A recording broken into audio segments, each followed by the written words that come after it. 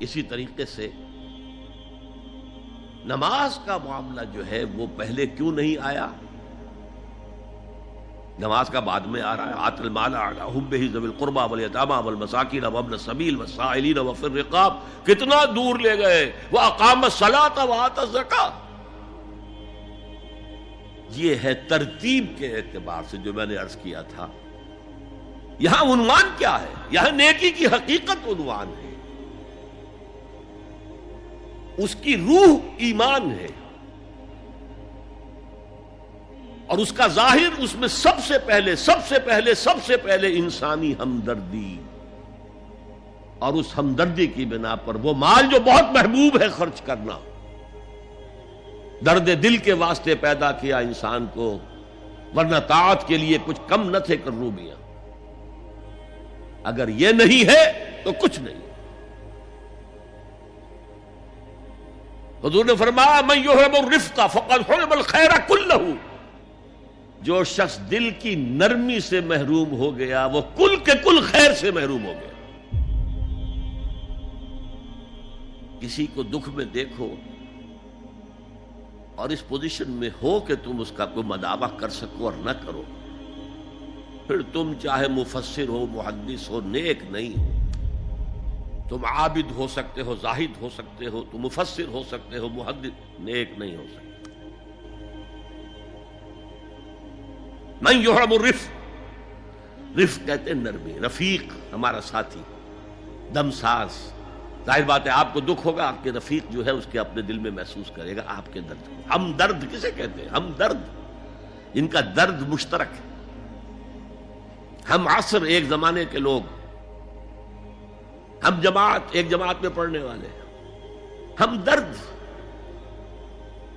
خنجر چلے کسی پہ تڑپتے ہیں ہم امیر، سارے جہاں کا درد ہماری جگر میں ہے. اگر یہ رفق نہیں ہے، اگر یہ ہمدردی نہیں ہے، اگر کسی کو دکھ میں دیکھ کر آپ تڑپ نہیں اٹھتے، اگر اس کی مدد کرنے پر قادر ہو اور نہیں کرتے تو کل خیر سے محروم ہے. پڑھے جاؤ نمازیں اور تہجدیں، کچھ حاصل نہیں ہو.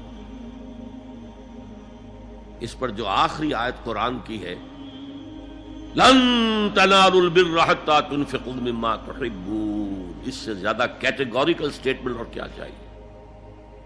لن کے ساتھ جو نفی ہوتی ہے فعل مضارع میں، انتہائی مؤکد. ہرگز نہیں پہنچ سکتے نیکی کے مقام کو جب تک کہ خرچ نہ کرو ان میں سے جو چیزیں تمہیں پسند ہیں. قمیض پھٹ گئی ہے، بوسیدہ دے دو کسی کو، یہ نہیں ہے خیرات و صدقات، بلکہ جو تمہیں محبوب ہو. لن تنالوا البر، بر کے مقام تک نہیں پہنچ سکتے. پھر میں کہہ رہا ہوں عابد ہو سکتے ہو، زاہد ہو سکتے ہو، علم کا معاملہ ہے، محدث ہو سکتے ہو، مفسر ہو سکتے ہو، فقیہ ہو سکتے ہو، مفتی ہو سکتے ہو، سب کچھ ہو سکتے ہو. قرآن مجید کی روح سے نیک نہیں کہلا سکتے. وآت المال علی حبہ.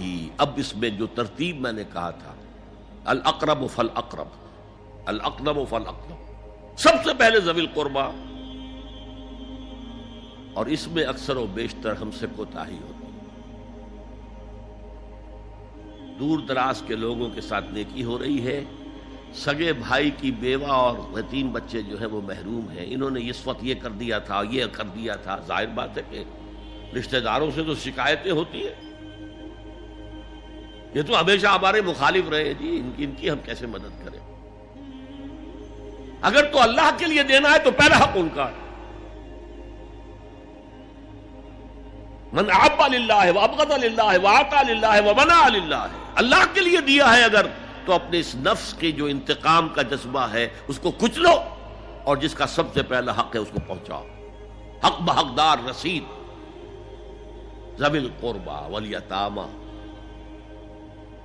جو بے سہارا رہ گئے، باپ کا سایہ نہ رہا. والمساکین، مساکین کسے کہتے ہیں؟ مسکنت کہتے ہیں کم ہمتی. آپ کو معلوم ہے آج کل ایک مرض کہلاتا ہے نیورستھینیا. آدمی دیکھنے میں ہٹا کٹا ہے، صحت مند ہے، لیکن اندر سے اس کی کوئی ہمت ایسے جواب دے گئی ہے کچھ کر ہی نہیں سکتا. وہ ہے مسکین. اسی لیے جو فرمایا گیا یہودیوں کے لیے ضربت علیہم الذلۃ والمسکنہ، ذلت کے معنی بھی کمزوری اور مسکنت کم ہمت ہی، ہمت ختم ہو گئی.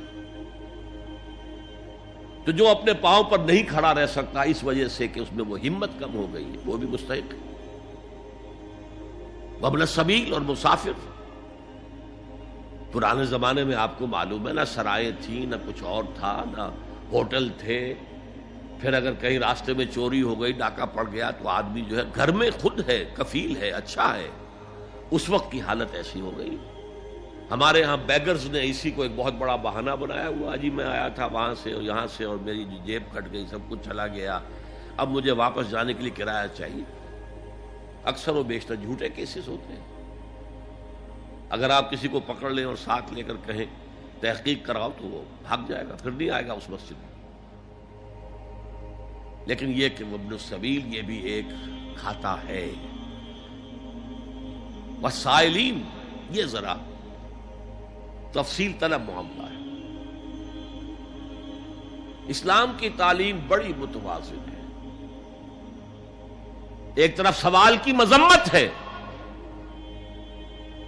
مت اپنا دستے سوال دراز کرو کسی کے سامنے. جو شخص ہاتھ پھیلاتا ہے مانگنے کے لیے، وہ اپنی عزت نفس کو ہتھیلی پر رکھ کر آپ کے سامنے پیش کر رہا ہے، اور آپ ٹھوکر مار دیتے ہیں اس کی عزت نفس کو. مانگو اللہ سے، اللہ کسی کے دل میں ڈالے تمہاری ضرورت پوری کر سکتا ہے، بغیر اس کے کہ تم کسی کے سامنے دستے سوال دراز کرو. تو سخت مذمت ہے.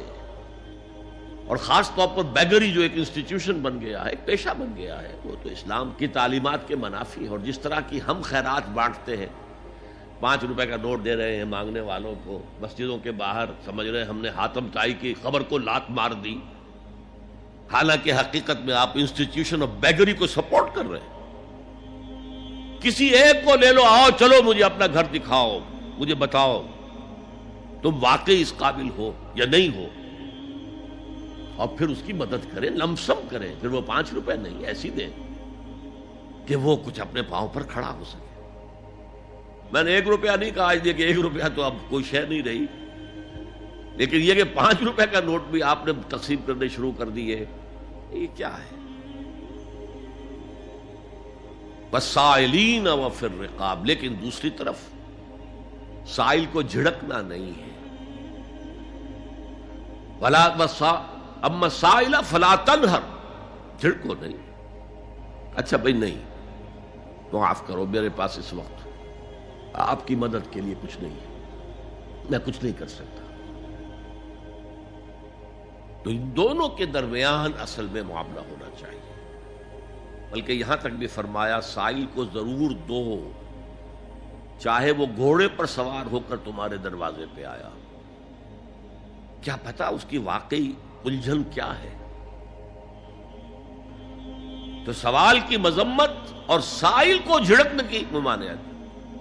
حتی الامکان خالی ہاتھ نہ لوٹاؤ. اس نے اپنی عزت نفس اپنی ہتھیلی پر رکھ کر تمہاری سامنے پیش کر دیا، اسے ٹھوکر نہ مارو. لیکن جیسا کہ میں نے عرض کیا، یہ انسٹیٹیوشن آف بیگری جو ہے یہ ایک علیحدہ شے ہے بالکل، اس کا اس سے کوئی تعلق نہ سمجھیے. وفی الرقاب، رقاب جمع ہے رقبہ، گردن. فک رقبۃ او اطعام فی یوم ذی مسغبۃ یتیما ذا مقربۃ او مسکینا ذا متربہ. فک رقبۃ، کسی کی گردن چھڑا دینا. اس وقت سب سے بڑی ایپلیکیشن اس کی تھی غلاموں کو، کنیزوں کو اپنے پیسے سے خرید کر آزاد کر دینا. بہت بڑی نیکی، بہت بڑی نیکی. اور حضرت ابو بکر رضی اللہ تعالیٰ عنہ کے دفتر فضائل میں سب سے اونچا کام یہ ہے کہ جن غلاموں کو اور جن کنیزوں کو ستایا جا رہا تھا، دیئر اونرز، دیئر ماسٹرز، ان کے آقا کو حق حاصل تھا، جو چاہے کریں ان کے ساتھ، قتل کر دے کوئی پوچھنے والا نہیں ہے. میں پہلے بھی عرض کر چکا ہوں، میری ملکیت ہے، جیسے میری بکری میری ملکیت ہے، میں نے اس کو ذبح کیا، گوشت کھا لیا، تم کون ہوتے ہو پوچھنے والے؟ میرا غلام تھا، میں نے قتل کر دیا، تم کون ہو پوچھنے والے؟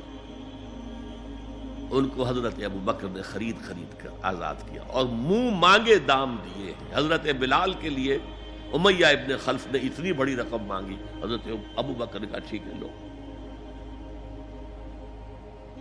باپ نے کہا بھی ابو قحافہ نے، ابو بکر کو کوئی غلام خریدنا ہی تھا تو کوئی طاقتور آدمی جو کام آ سکے کہیں اس کو خریدنا چاہیے، مجھے کیا پتا ابو بکر کس لیے خرید رہا اور کس کے لیے خرید رہا۔ آج کے دور میں اس کی اپلیکیشن ہوگی، کوئی شخص جو ہے اگر قرض میں اس طرح جکڑا جائے کہ لاکھ ہاتھ پاؤں مارے نکل نہیں سکتا، اس کو کوئی لمپ سم مدد دے کر اس قابل کیا جائے کہ وہ پھر اپنے پاؤں پر کھڑا ہو جائے، یہ نہیں کہ اسے آپ ہر مہینے کچھ رقم دیتے رہے مینٹیننس کے لیے، نہیں۔